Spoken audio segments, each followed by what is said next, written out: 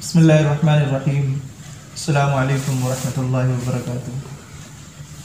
امن فاؤنڈیشن کی طرف سے یہ خاص نشست ہے جس کے مقاصد یہ ہیں: اسلام کے اساسی مسائل کی حفاظت اور عصر حاضر کے علمی فتنوں کی نشاندہی اور جدید تعلیم یافتہ طبقوں میں پیدا ہونے والے شکوک و شبہات کے مؤثر اور دل آویز جوابات دیے جائیں اور ان کے فکر کی الجھی ہوئی گتھیوں کو سلجھائی جائے جو مغربی اقوام کے زیر اثر رہتے اور ان کے نظریات و افکار کے مطالعہ نے ان کے دل و دماغ کو متاثر کیا ہے.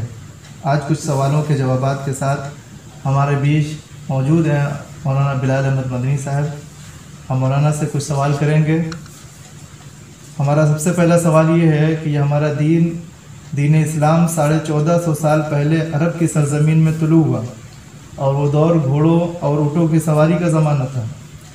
آج 1450 سال کے بعد ماڈرن زمانہ جو اس وقت کے زمانہ کے حالات سے بالکل مختلف ہے.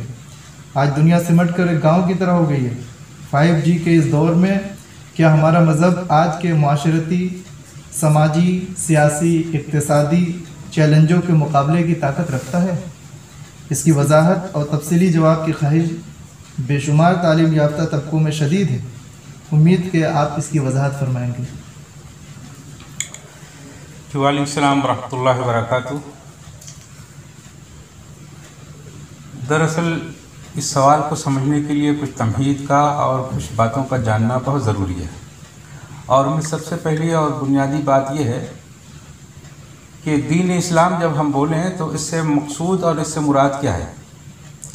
دین اسلام سے مقصود اور اس سے مراد جب یہ بولا جاتا ہے تو اس سے قرآن اور حدیث اور صحابہ کرام رضوان اللہ علیہم اجمعین کے اقوال اور اعمال اور امت کا اجماع ہوتا ہے.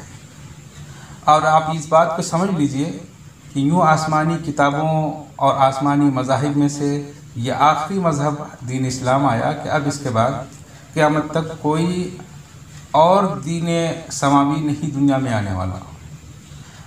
تو اس سے پہلے کہ جتنے بھی آسمانی مذاہب دنیا کے اندر آئے ان تمام مذاہب کا اصل مقصود اور اس کا اصل موضوع ان تمام مذاہب کا کیا ہوا کرتا تھا؟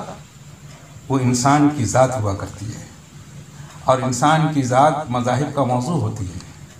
اس سے مقصد یہ ہے کہ یہ انسان یا تو کامیاب ہے یا وہ ناکام ہے.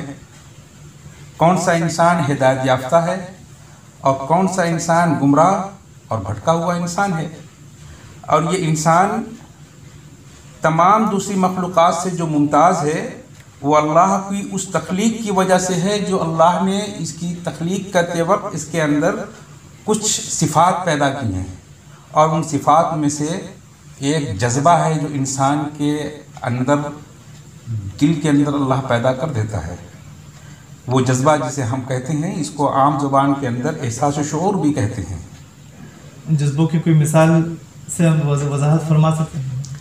مثلا جیسے آپ نے کہا کہ یہ جذبہ جو میں نے ابھی کہا کہ اس کو احساس اور شعور کہتے ہیں، تو یہ جذبہ اس کو یوں سمجھ لیجیے کہ جیسے انسان کے اندر یہ جذبہ ایک رحم کا اور محبت کا ہوتا ہے. ایک کسی مظلوم کو دیکھ کر کے جو دل بھر آتا ہے یہ بھی ایک محبت کا جذبہ ہے. تیسرا ایک جذبہ ایک مرد کے دل میں عورت کے لیے جو ابھرتا ہے یہ بھی ایک محبت کا ایک عنصر ہے اور ایک جذبہ ہے. یہ مختلف قسم کے محبت کے اور رحم کے یہ جذبات ہیں جو انسان کے دلوں کے اندر پیدا ہوتے ہیں. اور دوسرا جذبہ جو انسان کے اندر ہے وہ غصے کا اور انتقام کا ہوتا ہے.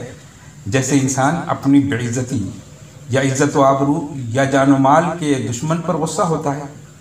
اور یہ غصہ کبھی بسا اوقات یہ انفرادی، قبائلی اور ملکی اور وطنی بنیاد کے اوپر شدید ہوتا چلا جاتا ہے.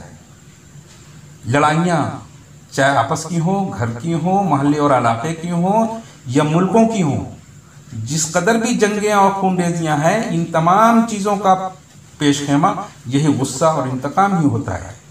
اور یہ دونوں جذبات جو رحم و محبت کے ہیں یا غصہ اور انتقام کے ہیں یہ آدم علیہ السلام سے لے کر کے آج تک اور قیامت کے صبح تک جو انسان کے دلوں کے اندر اللہ نے رکھ دیا ہے یہ کبھی وقت اور زمانے کے بدلنے کے ساتھ کبھی نہیں بدلتا ہے. پچھلے زمانے کے اندر جب انسان کو پہننے کے لیے کپڑے نہیں ہوتے تھے تب بھی یہ جذبہ ایک مرد کے لیے عورت کے حق میں، اور عورت کے دل کے اندر مرد کا جذبہ، مظلوم کے ساتھ ہمدردی کا جذبہ، ایک ماں کے لیے بیٹے کی محبت، یہ تمام جو محبت اور رحم کے جذبات ہیں وہ پہلے زمانے قدیم میں بھی ہوا کرتا تھا جب لوگ جنگلوں میں رہتے تھے، اور آج بھی مہذب دنیا کے اندر تمام ترقی اور تمام فلسفہ و کلام کے جاننے اور پڑھنے کے بعد بھی وہ جذبہ آج دلوں کے اندر ہے اور قیامت تک رہے گا۔ اسی طریقے سے اپنے دشمنوں سے لڑنے اور دشمنوں کے ساتھ جنگیں کرنے کا جذبہ پہلے بھی تھا اور آج بھی تھا، یہ وقت کے ساتھ کبھی نہیں بدلتا ہے۔ اور اسی جذبے جو انسان کے دل کے اندر ہے، یہ مذاہب آتے ہیں اور اسلام جو اپنی تعلیمات لے کر کے آیا ہے یہ دراصل انہی جذبات کے، رحم و محبت کے جذبات، چاہے غصہ و انتقام کے جذبات، انہی جذبات کے حدود اور شرائط اور اس کی حد بندیاں کرنے کا نام اسلام ہے۔ کیونکہ اگر انسانی جذبات کے اس رحم و محبت اور غصہ و انتقام کی حد بندیاں نہ کی جائیں، اس کی روک تھام اور اس کی شرائط نہ کی جائیں، تو یہ ملک یا یہ شہر انسانوں کا شہر نہیں بلکہ یہ خونخوار اور بے رحم جانوروں کا جنگل بن جائے گا جو ہر طاقتور کمزور کو کھا جائے گا۔ والدین کا بیٹے کے لیے تکلیف و مشقت کا اٹھانا، یہ کیا ہے؟ یہ ایک انسانی بھی جذبہ ہے اور مذہبی تعلیم بھی ہے۔ اسی طرح بیٹوں کا اپنے والدین کے لیے خدمت گزاری، یہ انسانی جذبہ کے ساتھ مذہبی تعلیم بھی ہے۔ مگر مذہب کی تعلیم سے آزاد اور بیزار معاشرہ ان تمام جذبوں کو جوانی کے ہوس پرست جذبوں کے چرنوں پر قربان کر دیتا ہے کہ یہی بیٹے صاحب لادینی اور بیزار معاشرہ کی کیا کیا خامیاں ہیں؟ مثلاً جیسے سمجھ لیجئے آپ اس بات کو کہ آج کے اس بیزار معاشرے کے اندر یہ نوجوان طبقہ اپنے والدین کے کتنے حقوق کا پاس و لحاظ کرتا ہے، اپنی اس جوانی کی ہوس پرستی کے اس جذبے سے مغلوب ہو کر کے اپنے ماں باپ کے حقوق کو اس قدر پامال کرتا ہے کہ وہ اپنے گھر کے اندر ان کو رکھنا بھی گوارا نہیں کرتا ہے اور اس کو ہاسٹل میں اس کو بھیج دیتا ہے، اس کی چھوٹی موٹی باتوں کے لیے بھی برداشت کرنے کے لیے تیار نہیں۔ یہ مرد اور عورت اپنے اس ہوس پرستی کی جذبے کی تسکین کے لیے بچے کی پیدائش سے بھی انکار کرتے ہیں اور بچوں کے بوجھ اٹھانے کے لیے تیار نہیں۔ آج یورپی ملکوں کے اندر کے تمام خاندان شیرازے بکھر رہے ہیں، وہاں پر ازدواجی رشتوں کا وجود ختم ہوتا جا رہا ہے، اولادیں وہاں پر بے غیر باپ کے پیدا ہو رہی ہیں اور مائیں اکیلے اس بوجھ کو نہ اٹھا سکنے کی وجہ سے اس کو حکومت کے یتیم خانوں میں ڈال دیتے ہیں۔ یہ کیا ہے؟ یہ اسی شرائط اور حدود سے آزاد رہنے کی یہ وہ لعنت ہے جو کہ دنیا کے اندر مذہب سے بیزار ہو کر کے اس نے صرف اپنے لیے مشکلات کھڑی کی ہیں۔ اسی طریقے سے نوجوان جوڑا اپنی شہوت کی آگ بجھانے کی خاطر افزائش نسل، جو مرد اور عورت کے ازدواجی رشتے سے جو نسلیں بڑھتی ہیں اس کا بھی دشمن بن گیا ہے۔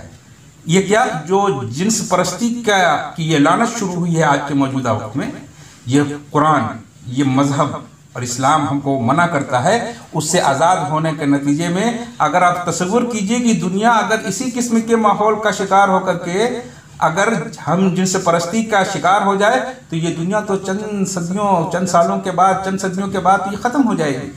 نتیجہ یہ نکلے گا کہ خاندان ختم ہوتے جا رہے ہیں، رشتوں کا تقدس اور اس کا احترام باقی نہیں رہا، اور ان تمام جذبوں کو اپنے محدود دائرے میں فعال رکھنا یہ ایک ضرورت ہے، کیونکہ اگر اس کو محدود دائرے میں فعال نہیں رکھا گیا تو اس کی وجہ سے پوری انسانی جماعت کو نقصان اٹھانا پڑے گا۔ اور ان جذبوں کی حدود کو طے کرنا یہ کس کا کام ہے؟ ہم اپنی عقلوں سے طے کر سکتے ہیں؟ کبھی نہیں کر سکتے۔ جس اللہ نے ہمیں آپ کو پیدا کیا ہے اور اس اللہ نے ہمارے دلوں کے اندر رحم و محبت اور انتقام و نفرت کے جو جذبات ہمارے اندر رکھے ہیں اس کی حد بندیاں اور ان کے شرائط کی حدیں طے کرنے کا کام اللہ کا ہے، اور اللہ انہی حدود و قیود کی تشریحات جو قرآن اور حدیث میں بتائی گئی ہیں اسی حدود و قیود کی پابندی کا نام اسلام ہے۔ اور ان ہدایات کا آج کے موجودہ ماڈرن زمانے میں بھی انسان اتنا ہی محتاج ہے جتنا کہ آج سے 1400 سال پہلے، نہیں 14,000 سال پہلے بھی انسان جتنا محتاج تھا اللہ کے بتائے ہوئے قیود اور اس کی حدود کے جاننے کا، اتنا ہی آج انسان محتاج ہے، بلکہ اس سے زیادہ محتاج ہے۔ ہماری زندگی کی تمام تر کامیابیاں اور روح کی تسکین اللہ اور اس کے رسول اور اس کے لائے ہوئے دین کی اطاعت کے اندر ہی مضمر ہے۔ ہم اگر دنیا اور آخرت کی کامیابی چاہتے ہیں اور اپنے روح کی تازگی اور اس کی تسکین کے ہم طالب ہیں تو ہمیں اپنے رب کی طرف اور اس دین کی تمام احکامات و تعلیمات کی اتباع کرنی پڑے گی۔ اللہ ہمیں ان تمام اصول و احکام پر اور اس کی تعلیمات پر عمل کی توفیق نصیب فرمائے۔ ماشاء اللہ، آپ کا بہت بہت شکریہ۔ اسی کے ساتھ ہم آج کی اس مجلس کو ختم کرتے ہیں۔ اگلی نشست میں دیگر موضوعات کے ساتھ پھر ملیں گے، تب تک کے لیے ہمیں اجازت دیجیے۔ السلام علیکم ورحمۃ اللہ وبرکاتہ۔